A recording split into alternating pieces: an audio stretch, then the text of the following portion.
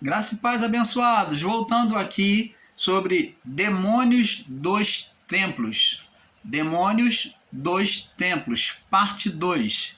Então, abençoado, como estávamos falando, Jesus disse: examinai as escrituras, porque vós tendes nela o cuidado de ter a vida eterna. A palavra do Pai deve ser examinada, não podemos considerar todas as palavras como palavras de verdade, porque é justamente pela verdade que o mal ele trabalha, ele perverte a mente das pessoas. Nós vemos que ele fez isso com Jesus, buscando perverter a mente de Jesus usando uma verdade. E quando nós entregamos o nosso coração à primeira palavra de verdade que vem a nós e não examinamos para ver se ela prossegue, se ela realmente está dentro da palavra, se ela realmente está dentro das verdades bíblicas, a pessoa às vezes ensina para você algo que parece ser verdade, ela é uma meia-verdade ou ela é uma verdade aplicada naquele momento, mas uma verdade que tem se desvirtuado. E as pessoas logo consideram e digam amém, graças a Deus, louvado seja Deus. E isso, a palavra de Deus diz que é precipitação do coração. E a palavra diz mais que o precipitado peca. Precipitado dizer, a palavra diz mais, precipitado é dizer é santo. Então você não pode considerar de imediato que a palavra pregada, ou aquilo que está sendo ensinado dentro das chamadas igrejas, ou aquilo que o irmão diz que é verdade absoluta, não. A palavra diz que nós temos que estar examinando a palavra do Pai o tempo todo. Examinando, examinar é fazer ela se encontrar com as outras palavras para você chegar a um ponto verdade. O irmão Paulo, você não pode simplesmente pelo irmão Paulo estar aqui ensinando, por exemplo, e considerar verdade absoluta o que o irmão Paulo ensina. Não! Você tem que examinar palavra com palavra. Por isso que eu ensino aqui, que é um pouco aqui, um pouco ali. O irmão Paulo vem trazendo de pouco a pouco, porque tem examinado de pouco a pouco. O irmão Paulo faz um exame da palavra. E é isso que você tem que fazer também. Preste atenção, a precipitação de considerar logo que é verdade, olha o que fez com Saul. Vamos lá no livro de 1 Samuel, capítulo 28. 1 Samuel, no capítulo 28, vamos lá. Vamos ver aqui uma precipitação agora, uma falta de exame da palavra.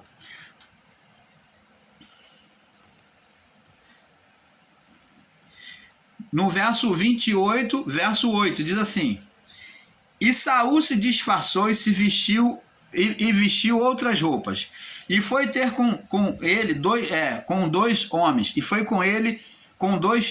ele com dois homens. E de noite chegaram a mulher, a necromante, e disse: Peço que me adivinhes pelo espírito de feiticeira. Ele sabia que a mulher era feiticeira. E me faças subir a quem eu te disser.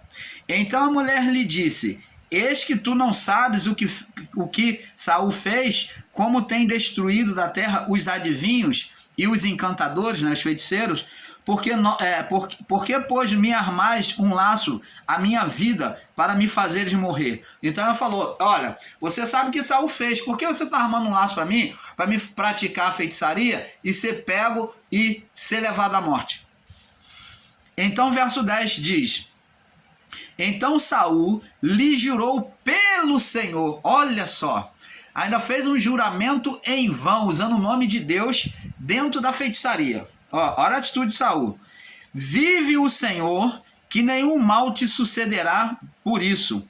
A mulher então lhe disse: A quem te farei subir? Ela perguntou: Quem é que você quer que eu faça subir? Quem que você quer ver? E ele disse: Faz-me subir a Samuel.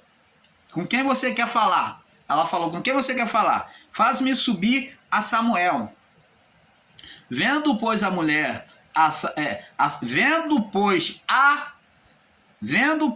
mulher, quem viu? A mulher.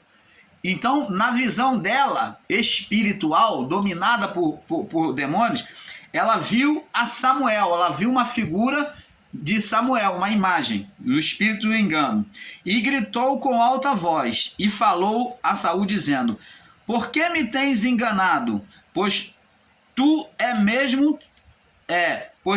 mesmo é Saul. Então ela, vendo a Samuel, ela falou: por que me tens enganado? Tu mesmo é Saul.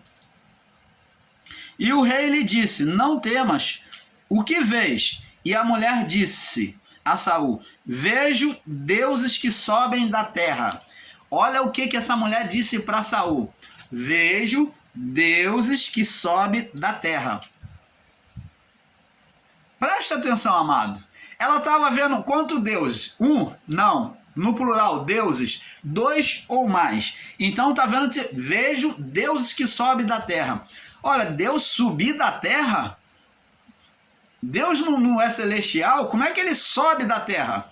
Então tá estranho por aí. Então esses deuses aqui não são deuses, são demônios, né? São espíritos malignos. E ele lhe disse: como é a sua figura? E ela disse: vem subindo um homem ancião. Olha o espírito do engano. Ela falou: vem subindo um homem ancião, já adiantado em idade, e está envolto numa capa. Olha, preste atenção à palavra do pai. E entendendo Saul que era Samuel, quem entendeu que era Samuel? Saul viu a Samuel, amados? Meu irmão, minha irmã, aqui diz que Saul viu a Samuel? Não.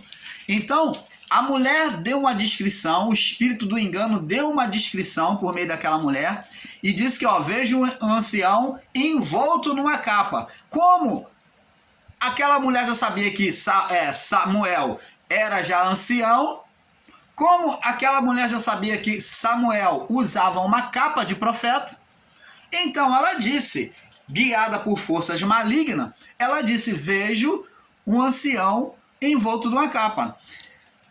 Entendendo, aí diz aqui, entendendo Saul que era Samuel, o entendimento dele, porque ele entregou o seu coração, olha só, entendendo que era Samuel, inclinou-se com o rosto em terra e se prostrou. Olha que erro. Entregou o seu coração a uma falsa verdade. Espírito do engano agiu ali por meio daquela mulher e fez com que Saul se dobrasse e inclinasse perante eles. Então aqueles demônios fizeram com que Saul se inclinasse perante eles. Agora, como Saul entregou o seu coração, agora esses demônios vão tomar agora a legalidade e a autoridade, vão falar na própria autoridade de Deus. Presta atenção. Deus agora vai permitir. Por quê? Porque Saul entregou seu coração. Então Deus vai permitir que esses demônios repreendam Saul. Quem coloca repreensão na boca dos demônios é o próprio Deus. Porque Saul entregou o seu coração a eles. Então preste atenção. Agora Deus permite. E disse Samuel a Saul: por que me inquietaste me fazendo subir? Então esses espíritos do engano sustentam aquela mentira. Então disse Saul: muito angustiado estou, porque os filisteus guerreiam contra mim, e Deus se tem desviado de mim, e não me responde mais, nem pelo ministério dos profetas, nem por sonhos, e por isso te chamei a ti, para que me faça saber o que hei de fazer.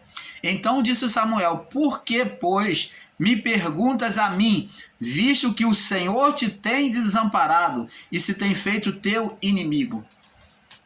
Olha o engano sendo sustentado aqui. Deus permite que aqueles espíritos falem na autoridade divina. Você está vendo que o espírito aqui está repreendendo a Saul. Está repreendendo a Saul. Porque o Senhor te tem feito contigo, porque o Senhor tem feito para contigo, como pela minha boca disse. O Senhor tem rasgado o reino da tua mão, e o que tem dado ao teu próximo Davi. Contudo, não deste ouvido à voz do Senhor, e não executaste o fervor, e não executaste o fervor da sua ira contra Amaleque. Por isso o Senhor te fez hoje isto. Então está vendo aqui, amados e abençoados, o espírito do engano, quando Saul se curvou, entregou seu coração, ele mesmo no seu coração disse: é Samuel. Então ele se apresentou, esse espírito se apresentou realmente como Samuel. E Deus permitiu que o espírito do engano falasse como a própria voz dele, mostrando que Saul se rebelou contra Deus. Você está entendendo, amado? Então, isso tudo é porque a pessoa se entrega a uma falsa verdade, uma falsa palavra da verdade. Então, amados, temos que tomar muito cuidado com isso.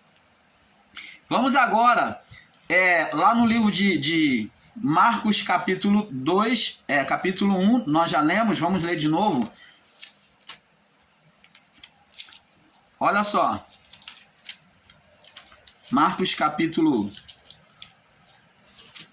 1. Você perdoa, irmão Paulo, que aqui no Rio de Janeiro tem feito muito calor, tá muito quente. Então, por isso que o irmão Paulo toda hora tá enxugando o suor, porque tem feito muito calor. Então, em tudo isso damos graças ao Pai, né? Diz assim, Marcos capítulo 1, no verso 1, 21. Diz aqui: e entrando em Cafarnaum, logo no sábado, ia ele à sinagoga e ali ensinava. E maravilhavam-se da sua doutrina, porque ensinava como tendo autoridade, não como os escribas. Estava na sinagoga deles um homem com um espírito imundo, o qual exclamou, dizendo: que temos nós contigo, Jesus Nazareno? Vieste nos destruir-nos? Bem sei que és santo de Deus. E ele repreendeu Jesus, dizendo: cala-te, sai dele. Então o espírito imundo, convulsionando, o que é natural dos espíritos imundos nas pessoas, quando é caso de possessão, os casos possessivos, os espíritos se convulsionam, clamando em grande voz, saiu dele. E todos se admiraram a ponto a perguntar entre si, dizendo: o que é isto? Que nova doutrina é esta? Pois com autoridade ordena os espíritos imundos e eles lhe obedecem. E logo correu a sua fama por toda aquela província. Então tá vendo aqui? Preste atenção. A palavra estava sendo ensinada no templo. E este homem estava ali em estado de possessão, aonde pela palavra pregada ali, aqueles demônios que já estavam dominando a vida daquele homem, já estavam entrando no estado de possessividade, eles não puderam resistir. Observa bem que o estado possessivo, quando a pessoa está em estado possessivo, só de ouvir a palavra de Deus, só de ouvir um louvor, né, feito, uma adoração a Deus quando é sincera, aquele louvor quando é entoado, e uma pessoa entra no estado possessivo, quando ela entra dentro de um lugar onde há uma congregação dos filhos de Deus, esse mal logo não resiste, logo se manifesta. Você vê que o homem convulsionou, demonstra que ele já estava entrando no estado possessivo. Nós vemos também outro fato, que é lá em Lucas capítulo 13, do 10 ao 13, que é da mulher que andava encurvada. Jesus também estava no templo, ensinando, e ali estava a mulher que estava 18 anos, um espírito de enfermidade, estava na coluna dela, e ela já estava naquele estado de 18 anos, presa, a palavra diz que ela estava cativa, presa a Satanás, a um estado espiritual nela. Observe bem, amados, que tanto o relato do homem possesso que ouviu a palavra na sinagoga, como também nessa mulher que estava na sinagoga, nesses 2 dias de sábado, todas as duas pessoas narradas aqui estavam ouvindo e recebendo a palavra de Deus. Mas ouvir e receber a palavra de Deus, louvar a Deus, isso daí não faz diferença nenhuma. Lembra lá o que Tiago diz? Crês tu que há um só Deus? Fazes bem, porque até os demônios creem e estremecem. Tiago, lá no capítulo 1, diz assim, vamos ver lá, Tiago. Tiago, capítulo 1, ele diz aqui, ó.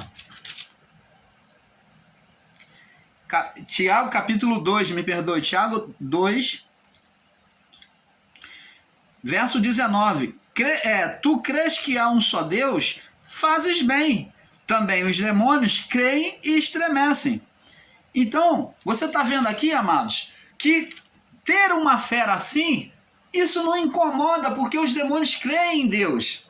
E eles entram dentro da sinagoga, na vida das pessoas. Como o caso desse homem aqui, como o caso da mulher que andava encurvada, né? Então você vê, agora, o que é necessário? O que Deus pede de nós? Vamos lá no livro de Romanos. Vamos ver aqui o que o livro de Romanos diz. Paulo diz aqui. Romanos capítulo 2. Olha o que Paulo diz. No verso 13. Romanos 2, 13. Diz assim, olha só. Porque diz aqui, ó. Porque os que ouvem a lei, os que estão no templo ouvindo a palavra, ouvir a palavra, louvar a Deus, não são justos diante de Deus. Então isso daí não justificaria, não faria com que as forças do inferno que agia na vida deles justificasse eles. Tá aqui, ó, porque os que ouvem a lei, os que estão no templo, os que estão ouvindo a palavra, né, só ouvindo, não justifica, não são justos diante de Deus. Mas os que praticam a lei hão de ser justificados. Então, amados e abençoados, então está dentro de uma chamada igreja, de um templo religioso, está dentro de um templo religioso, dentro de uma chamada igreja, de uma congregação, não nos justifica diante de Deus. Mas o que é que vai justificar, o que vai tornar a minha vida abençoada para que eu venha viver o reino de Deus na minha vida? A prática da palavra. Somente a prática da palavra é que vai trazer a segurança, é que vai estabelecer a minha vida diante do Pai, aonde o reino de Deus vai poder ser manifesto na minha vida. Jesus ele fez até uma comparação, dizendo uma parábola da casa edificada sobre a areia e a casa edificada sobre uma rocha. Então aqueles que ouvem a palavra e não praticam, vem a chuva, sopram os ventos e bate com ímpeto contra aquela casa ou aquela vida e ela não permanece de pé. Por quê? Porque for edificada sobre a areia. Então, diante das situações, a pessoa que realmente não se sujeita à vontade de Deus, não pratica a palavra de Deus, a vida dela vai mostrar se ela é realmente filha de Deus, ela está vivendo como filha de Deus ou como um filho bom ou como um filho mau, como filha de Deus ou como uma pessoa que vive no ato da impiedade, vive no caminho do erro, da insubordinação à palavra do Pai. Então, abençoados, a nossa vida, ela vai espelhar a Deus. Não adianta, Jesus disse, o que você disser agora no reino, no ministério, no ministério do Espírito, o que você disser em trevas será manifesto na luz, o que você disser em cima do telhado será dito embaixo. No reino de Deus não tem como se esconder, na manifestação do Espírito, tudo se torna patente aos olhos, tanto de Deus quanto dos homens. Jesus disse, não se acende a candeia e se coloca debaixo do alqueire, mas se coloca no velador para que todos vejam a luz. Assim brilhe a vossa luz. Você está entendendo, amado? Então, temos que ter essa compreensão da palavra do Pai. Agora nós vamos ver aqui, nós já vimos que o império das trevas, Satanás, ele fez agora o seu ninho dentro das chamadas igrejas, né? Até pelo sistema religioso, onde ele João chama os fariseus, os principais, de raça de víboras. Jesus também chama eles de raça de víboras, serpentes venenosas, mostrando que no império do primeiro século, né, de Adão até o primeiro século, então ali o templo tinha sido profanado, onde Jesus pega no chicote e quebra tudo, né? As bancas, né? Os camelôs, chamado hoje de camelôs, ele pega onde vendiam os animais, as indulgências, né? Vendia-se ali para adoração, os incensos, que eles agiam com agiotagem diante do preço real lá de fora do templo. Então nos mercados eram muito mais baratos, mas no templo eles agiam com agiotagem. Por quê? Porque aqueles mercadores ainda davam dinheiro aos sacerdotes, aos fariseus, aos saduceus e aos escribas, por deixarem vender no templo. Você está vendo o comércio? A casa de Deus virou um comércio, virou um antro de perversidade. Já desde o período de Davi para cá, os filhos de Davi, né, Roboão, Jeroboão, todos eles começaram a se perverter. Houve relações sexuais diante do reino lá para todo mundo ver, exposto a olho nu. Houve morte no próprio templo, assassinato no próprio templo, profanando o templo de Deus, o templo de Jerusalém, que era o lugar da manifestação de Deus. Não entenda que o templo de Deus seja lugar de habitação. Deus não habita em lugar feito por mãos de homem. Você vê que qual é o templo que Deus ele escolheu para si? O seu próprio Filho. Deus se encarnou e habitou em Jesus, né? Habitou na carne com o nome de Jesus. Então, Deus, ele não habita em templo feito por mãos de homem, mas ele habitou em templo feito pelas mãos de Deus.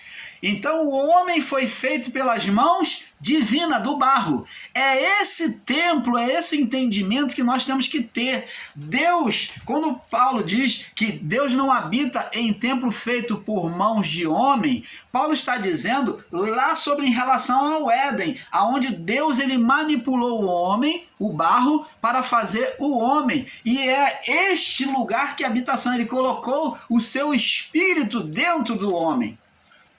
Agora, com o estado de pecado do homem, Deus agora vem colocar o seu espírito aonde? Em Cristo, em Jesus. Então, agora, ele vem habitar, ele não habita em templo feito por mãos de homem. Ele não está dentro de quatro paredes, de lugares, não! Somente nesses lugares, Jerusalém era lugar de manifestação, lugar de encontro com Deus, na reunião solene daqueles que eram templos de Deus, aonde os templos de Deus se reuniam dentro de um outro templo físico. Você está entendendo, amado? Era templos dentro de templo. Então, sempre no passado foi templos dentro de templo, porque o templo era um, e os templos, que era a habitação humana, que era a morada de Deus, se reunia ali. Então, por isso foi chamado de templo, porque o lugar da manifestação era a igreja de Jerusalém, né? A cidade chamada de Cidade Santa, mas que foi corrompida. Você está vendo que o próprio Jesus já começa a se enfurecer, pegando no chicote e destruindo tudo. As bancas, reprovando as atitudes malignas dentro do templo. Agora vamos lá no livro de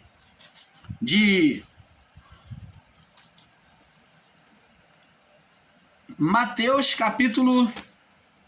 Mateus não, vamos no livro de Apocalipse, capítulo 17. Vamos ver agora o templo de Deus. Vamos ver lá no final dos tempos como é que foi encontrado aos olhos de Deus o estado do templo de Deus. Vamos ver aqui. Apocalipse 17. Apocalipse 17, no verso do 1 ao 18. Vamos ler. Apocalipse 17, verso 1 ao 18. E veio um dos 7 anjos que tinha as 7 taças, falou comigo dizendo: vem, mostrar-te-ei a condenação da grande prostituta que está sentada sobre muitas águas. Essa grande prostituta nós vamos ver que é o quê? A Babilônia. O quê? A Jerusalém de Deus. O lugar do templo. Então está falando da religião judaica, da fé judaica ali apresentada por meio da religião. Ó, o qual fornicaram os reis da terra. Então, o qual fornicaram os reis da terra. E habitaram na terra e se embebedaram com o seu vinho. Está dizendo que outros reis, outras nações, se deixaram ser embriagados com o vinho da Babilônia, da prostituta, que é justamente o templo de Jerusalém, a religião que saía do templo de Jerusalém. E levou-me em espírito a um deserto e vi uma mulher sentada sobre uma besta de cor de escarlata, e estava cheia de nomes de blasfêmia, e tinha 7 cabeças e 10 chifres. A mulher estava vestida de púrpura, de escarlata e adornada de ouro. Ó, está mostrando o estado financeiro da igreja, do templo de Jerusalém. Ó, então ela se enriqueceu financeiramente, abastado, ó. A mulher estava vestida de púrpura e escarlata. Tá vendo o estado dela financeiro? Ó, bem suntuosa. Adornada com ouro e pedras preciosas e pérolas. E tinha na sua mão um cálice de ouro cheio de abominações. Ó, cheio de abominações. Fala de ensinos falsos, idolatria. E da imundície da sua fornicação, né? E na sua testa estava escrito o nome, estava escrito o nome, mistério, a grande Babilônia, a mãe das prostituição e abominação da terra. Então está falando da religião israelita, pervertida, aonde o templo havia sido profanado, estava totalmente contaminado com os ensinos errôneos. Vamos prosseguir. Diz assim, diz mais. E vi a mulher que estava embriagada com o sangue dos santos. Ó, ela estava sendo embriagada com o sangue dos santos e do sangue das testemunhas de Jesus. Tá falando aqui da religião romana, tá vendo? Pautado em cima da Jerusalém. E vendo-a eu, maravilhei-me com grande admiração. E o anjo disse: por que te admiras? E eu te direi, o anjo me disse: por que te admiras? Eu te direi o mistério da mulher e da besta que traz, a qual tem que atrás, e a qual tem 7 cabeças e 10 chifres. A besta que viste foi a que já não é, e não há de subir do abismo, e irá à perdição, e os que habitam na terra, cujos nomes estão escritos no livro da vida, desde a fundação do mundo. E se admirarão, vendo a besta, do que era e já não é, e ainda é. Aqui o sentido que tem sabedoria. As 7 cabeças são os 7 montes sobre os quais a mulher está sentada. Então tá vendo aqui, amado? Nós não vamos prosseguir não, para não alongar muito o estudo aqui. Então tá vendo aqui a igreja, a religião israelita já estava pervertida, aonde os homens estavam dominando com malignidade, ensinos errôneos e pervertendo e dando a beber e passando um Deus maligno para as pessoas. Então, agora nós vamos no Apocalipse 18. Pula aí para o 18. Vamos prosseguir aqui falando sobre a prostituta. Diz aqui: depois dessas coisas, vi descer do céu outro anjo que tinha um grande poder, e a terra foi iluminada com a sua glória, e clamou fortemente com grande voz, dizendo: caiu a grande Babilônia, que se tornou morada dos demônios. Opa! O templo de Jerusalém, a religião israelita, judaica, se tornou morada de demônios. Então Jerusalém, né, que é o templo, se tornou morada dos demônios e covil de todo espírito imundo. Então está mostrando aqui que os espíritos imundos estavam agindo no ensino errôneo dentro do templo de Jerusalém. E tá aqui, ó, a cidade de Jerusalém. E diz aqui: e tornou-se morada dos demônios e covil de todo espírito imundo e esconderijo de toda ave imunda e odiável. Olha, meus amados, você tá vendo? Agora o templo de Jerusalém estava desprezado por Deus, porque a manifestação de Deus não poderia se dar mais ali, porque estava tão contaminado, tão corrompido, que já vinha sendo corrompido lá por Roboão, né? Desde Davi, quando cometeu o seu pecado com Betseba e gerou, né, Salomão, e Salomão gerou Roboão, e a partir dali aquela sentença de maldição foi se estendendo sobre a família de Davi. É trágico os acontecimentos sobre os filhos de Davi, né? Enquanto Davi foi considerado o homem segundo o coração de Deus, mesmo tendo pecado, mas se arrependeu, mas os seus filhos não se arrependeram, né?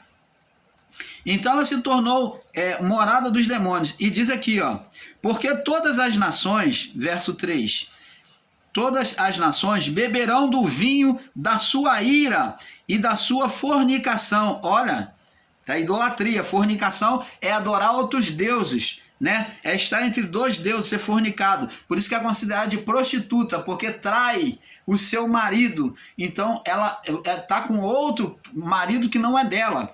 Então por isso que é a prostituição espiritual. E o vinho da sua ira, da sua fornicação. E os reis da terra fornicaram com ela, ó, se prostituíram com ela, né? Os reis da terra entraram dentro dessa prostituição espiritual. Mercadores da terra se enriqueceram com a abundância das suas delícias. Tá vendo? Então, a partir daí, Jerusalém começa a ser uma fonte de lucro para outros povos, outros governos que vêm fazer o enlace com Jerusalém e no templo de Jerusalém. Por isso que havia um comércio. Dali se saía dinheiros, saíam riquezas para abastecer outros reis. Por isso que entraram na prostituição do engano. E ouvi outra voz do céu que dizia: sai dela, ó, sai da religião, povo meu, ó, sai da religiosidade. Sai desse templo de Jerusalém, ó, sai dela, povo meu, para que não seja participante dos seus pecados, para que não incorras as suas pragas, porque já os seus pecados se acumulam até o céu. E Deus se lembrou das suas iniquidades dela.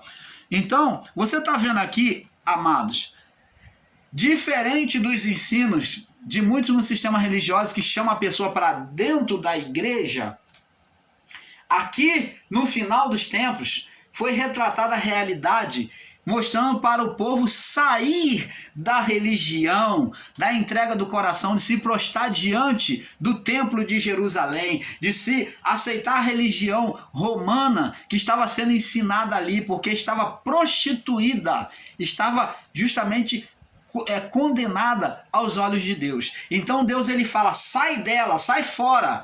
Então Deus está chamando essas pessoas para fora, para elas estarem convertidas a Deus e não à religião, aonde os demônios, as forças, o império de Satanás já tinha dominado aqui nessa época.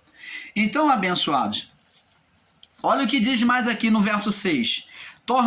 Tornai a dar como ela vos tem dado, retribuir em dobro conforme as suas obras, o cálice que vos deu de beber, dai a ela em dobro. E quando ela se glorificou em delícias esteve, dai-lhe outro tanto de tormento e pranto, porque